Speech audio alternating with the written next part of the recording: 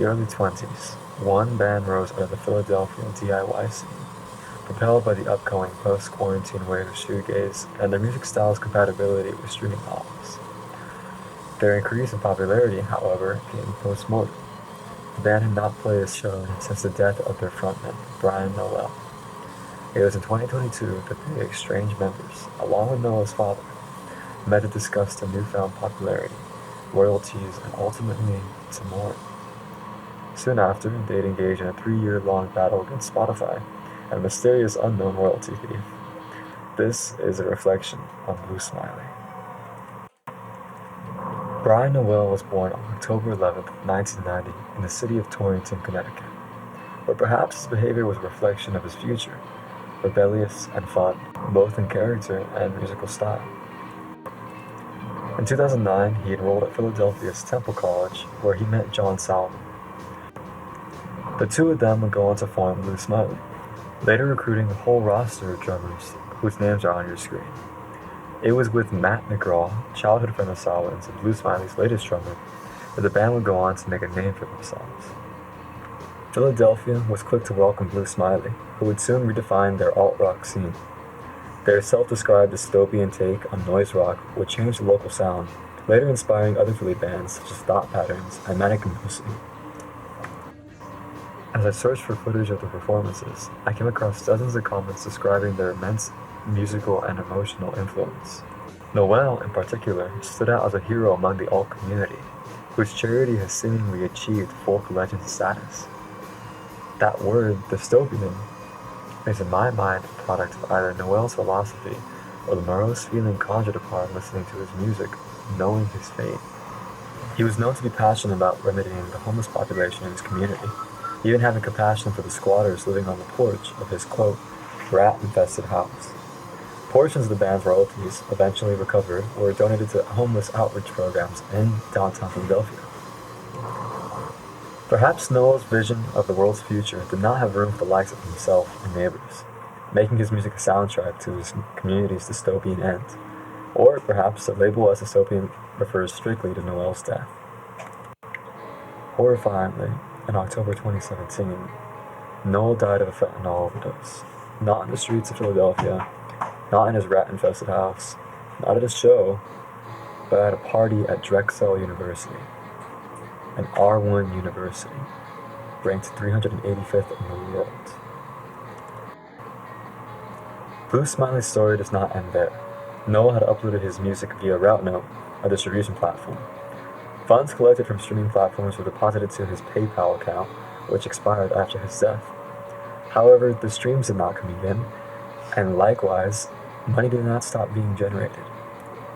It's the policy of RouteNote to hold on to any money that is not collected through the affiliated payment platform provided by the artist. However, because Brian had died, the band had grounds to argue that this is a special circumstance in which they were owed the money, in which it was not a fault of him, and that it would be unfair for RouteNote to hold on to the money. The main problem which arose out of this was RouteNote demanded authentication for Brian's death, which required the band, in particular Salvin, to personally send the death certificate of Nowell to RouteNote every time they attempted to collect money. Interestingly enough, Salvin claims that this actually helped him to mourn in a sense. Comments he made for a Rolling Stone article seemed to imply that there was suspicion among the band's members that Brian had either overdosed on purpose or that there was some foul play at hand. The death certificate, of course, said accidental overdose. And reading that multiple times kind of brought a sense of reality to what had happened, which allowed them to move on from whatever suspicion they had. After collecting this money and subsequently donating it or using it in a way which Brian would have, they joined Topshelf Records, a label which distributes physical media, online media, all that. You can check out their website in the bio below. They have a pretty cool and well-managed repertoire of artists. And from there distributed not their first round of cassettes, but the round of cassettes which, if you find a Blue Smiley cassette, then this is likely the issue which you're finding. I know that's where I got mine from, and this was all distributed in about 2024. So while Brian's share of what was owed to him was collected, there was still the question of royalties. And that is where the MLC is introduced. The MLC stands for Mechanical Licensing Collective. I won't go into what a mechanical license is, but it is basically the type of license which is attached to every song, every album uploaded, which determines the percentage of royalties and whom they will be distributed to, or at least who they should be distributed to. They are also an organization which has been known to advocate for and against artists and their role in the streaming model.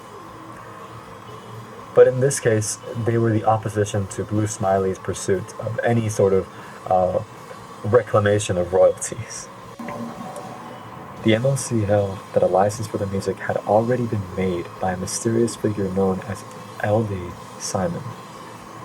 At one point, the MLC had flagged to prevent Simon from collecting any more royalties, but there was seemingly no way to reacquire what he had already taken. Salvin expressed that going after Simon would require lawyers, which would likely require more money than Simon ever made off the music. And this seems to be where the trail ends.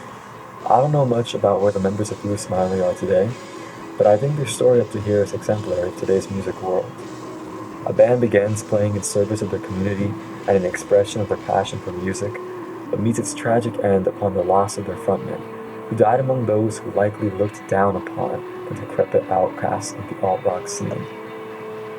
Years later, that same misunderstanding of the scene haunts them further, as distributors and the MLC fail to protect their art.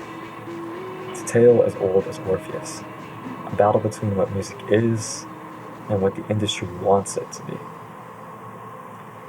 You can probably tell I'm a fan of Blue Smiley, but there is certainly no greater fan than Brian Nowell's father. Each day after his son's death, he'd stream Blue Smiley on repeat. To him, the band is Brian in musical form.